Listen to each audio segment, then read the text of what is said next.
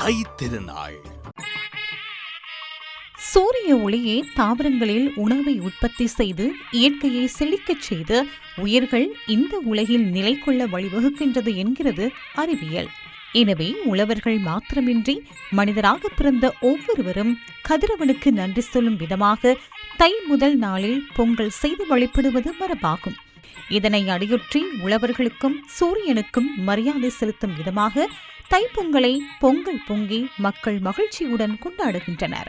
தைத்திருநாளில் அதிகாலை எழுந்து அறுவடை செய்த புதிய பச்சரிசியுடன் பால் வெல்லம் சேர்த்து புதிய பானையில் மங்களகரமான நேரத்தில் பொங்கல் வைக்க வேண்டும்.